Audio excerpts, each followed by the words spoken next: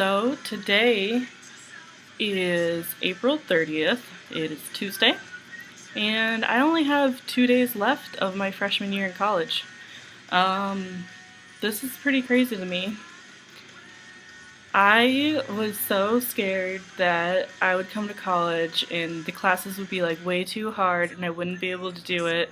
And once you get here, it's a lot different from what you hear and what you think it's going to be. Also, it's a lot different from what your teachers in high school tell you. They'll tell you a lot of things like you'll need to do this in college and you'll need to do it this way, and it really just depends on your professor. Also, your major. Like MLA and APA, as a psychology major, they generally always use APA, but in high school, I only ever learned MLA. So I'm learning, you could say. But one of the something that I've learned or that I've realized is anybody who tells you that when you move away you'll become closer to your parents, they're right. Because moving away, you have your independence. I mean, you don't have to be fully relied on yourself depending on your situation, but you don't have to be underneath your parents' roof every night. You can do what you want, go out, have a good time, no questions asked, usually. But it also makes you appreciate your parents more, everything they do for you that you now have to do on your own. Um, and just not being around them all the time, it makes it a lot easier to tolerate them. And you become a lot closer to your parents after you leave. You're also maturing. They view you as an adult more, and it's just overall better. My parents are really overprotective, and we have a much better relationship now than we used to when I just last year. And so that makes me really happy because that's the way I want it. But when I first came here, I joined rugby right away, which was one of the, I would say, the best decisions of my life. I met so many amazing people, um, found my best friends through rugby, and it's a really fun sport. I did get injured, so I haven't played for a while, but I'm really looking forward to next year.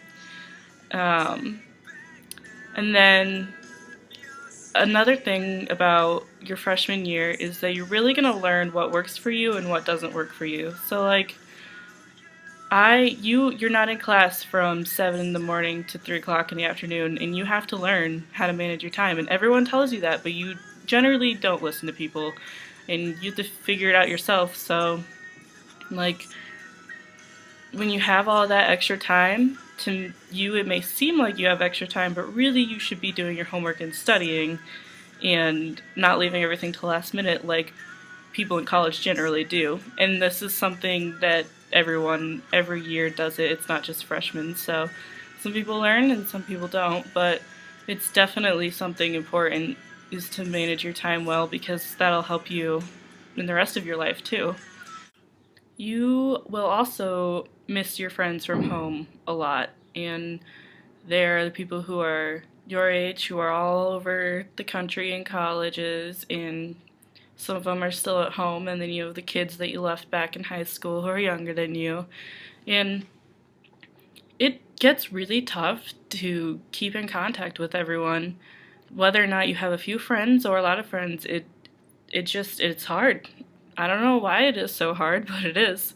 And that's one of the things that to me is really important is to keep talking to the people who I want to be friends with, who are important to me, and who I think I want in my life, for as long as I possibly can. And I guess it depends on how much effort they put in too, but I'm definitely going to be putting in effort to stay friends with my close friends from high school and back home, anyone from work and everything. But that's another thing that's just really hard. So you're making a lot of new friends and you have all your old friends, and sometimes, you know, it's like a lot of things to worry about, a lot of things that you have to balance, and not to mention any groups or anything you might be in. But I think it's definitely worth it to keep in contact with your friends from back home, and don't forget who you were. when you came here, because that's still a part of you, that's still important. College is also about finding yourself.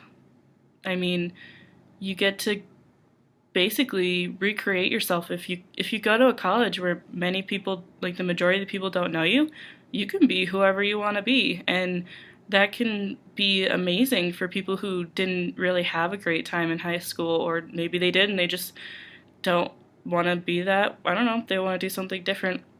You can do that in college. You can do whatever you want to do. I mean, it's really awesome. But something else that's really important, though you are off on your own and nobody is here telling you what to do, you need to go to class. Whether or not you think, oh, I can just sleep in because I'm not going to be counted as absent, whatnot, some of your classes will take attendance and it will count for points. Whether or not you're concerned about those points, it's still a big deal. And your classes, they're not every single day. So when you go, a lot of the times that's either a third of the week or half of the week's material that you'll be missing. So if you're just being lazy and don't want to go to class, that is not a good excuse. It is very important to go to class, coming from a college student who has skipped class. But another thing that is really important, I think, to me, is that it's good to get a job, even if it is your freshman year. Oh, the 5 o'clock bells. Even if it is your freshman year and you feel like you need to take it easy and just focus on school, honestly, studies show that getting a job helps you manage your time better and you'll do better in school.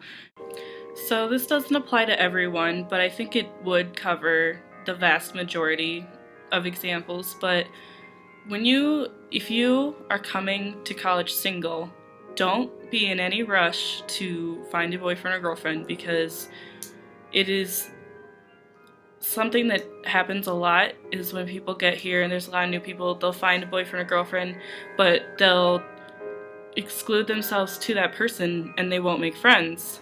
Or maybe they have made friends and then they get a boyfriend or girlfriend and they exclude themselves and they start losing touch with their friends, and they basically spend all their time with their boyfriend or girlfriend. Which, if you find someone amazing, I'm not saying don't go for it, but try to have that balance between your significant other and your friends, because your friends are really important and they're going to be the ones there for you if it doesn't work out.